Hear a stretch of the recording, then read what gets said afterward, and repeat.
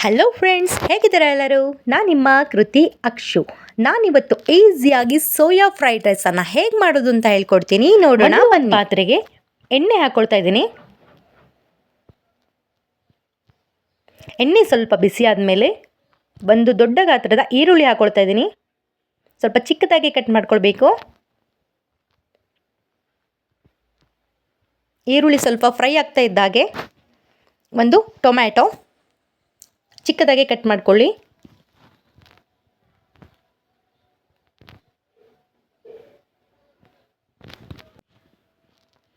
ಈಗ ಟೊಮೆಟೊ ಸ್ವಲ್ಪ ಸಾಫ್ಟ್ ಆದಮೇಲೆ 1 ಸ್ಪೂನಷ್ಟು ಶುಂಠಿ ಬೆಳ್ಳುಳ್ಳಿ ಪೇಸ್ಟನ್ನು ಹಾಕ್ಕೊಳ್ತಾ ಇದ್ದೀನಿ.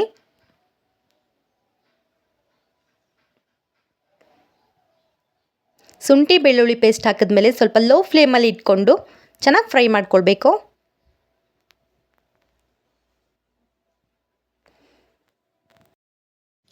ಈಗ ಮೆಣಸಿನಕಾಯಿನ ಹಾಕ್ಕೊಳ್ತಾ ಇದ್ದೀನಿ.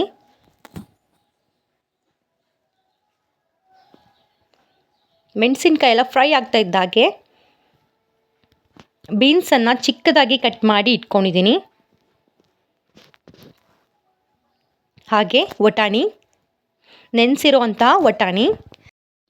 ಇದಕ್ಕೆ ನೀವು ಬೇರೆ ಯಾವ ತರಕಾರಿ ಬೇಕಾದರೂ ಆ್ಯಡ್ ಮಾಡ್ಕೊಳ್ಬೋದು.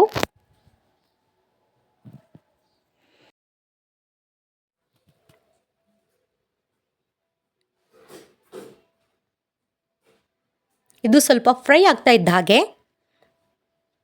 ನಾನು ಸೋಯಾ ಚಂಕ್ಸನ್ನು ಸ್ವಲ್ಪ ನೀರಲ್ಲೇ ನೆನೆಸಿ ಅದನ್ನು 2 ನೀರಲ್ಲಿ ತೊಳೆದು ಚಿಕ್ಕದಾಗಿ ಕಟ್ ಮಾಡಿ ಇಟ್ಕೊಂಡಿದ್ದೀನಿ. ಅದನ್ನು ಇವಾಗಲೇ ಹಾಕ್ಕೊಳ್ತೀನಿ.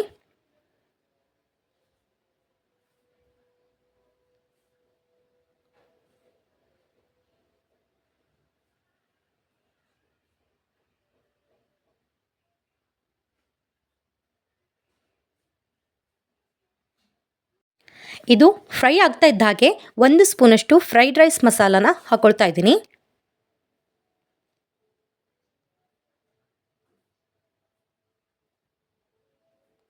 ಈಗ ರುಚಿಗೆ ತಕ್ಕಷ್ಟು ಉಪ್ಪು. ನಾನು ಮೊದಲಿಗೆ 1 ಸ್ಪೂನಷ್ಟು ಹಾಕ್ಕೊಂಡಿದ್ದೀನಿ. ಇದಕ್ಕೆ ನಾನು ಯಾವುದೇ ರೀತಿ ಸಾಸ್ ಆಗಲಿ ಕೆಚಪ್ ಆಗಲಿ ಯೂಸ್ ಮಾಡ್ತಿಲ್ಲ.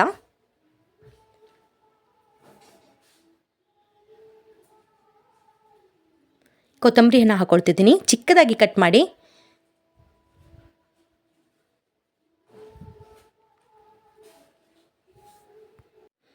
ಸ್ವಲ್ಪ ಫ್ರೈ ಆದಮೇಲೆ ರೈಸನ್ನು ಮೊದಲೇ ನಾನು ಮಾಡಿ ಇಟ್ಕೊಂಡಿದ್ದೀನಿ. ಸ್ವಲ್ಪ ಬಿಡಿ ಬಿಡಿ ಆಗಿದ್ರೇ ಚೆನ್ನಾಗಿರುತ್ತೆ. ನೀಟಾಗಿ ಮಸಾಲೆ ಎಲ್ಲ ಮಿಕ್ಸ್ ಮಾಡ್ಕೊಳ್ಬೇಕು.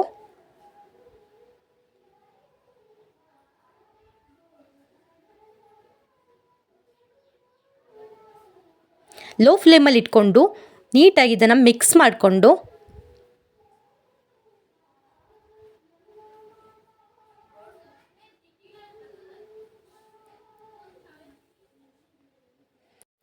ಈಗ ಕೊನೆಯದಾಗಿ ಒಂದು ಅರ್ಧ ಲಿಂಬೆಹಣ್ಣಿನ ರಸನ ಹಾಕ್ತಾಯಿದ್ದೀನಿ.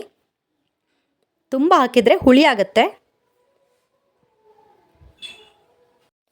ಇದೀಗ ಫೈನಲ್ ಆಗಿ ರೆಡಿಯಾಗಿದೆ. ಮಕ್ಕಳಿಗೆ ಲಂಚ್ ಬಾಕ್ಸಿಗೆ ತುಂಬಾ ಈಸಿಯಾಗಿ ಬೇಗನೆ ಮಾಡ್ಕೊಳ್ಳುವಂಥ ಒಂದು ಒಳ್ಳೆ ರೆಸಿಪಿ ಇದು.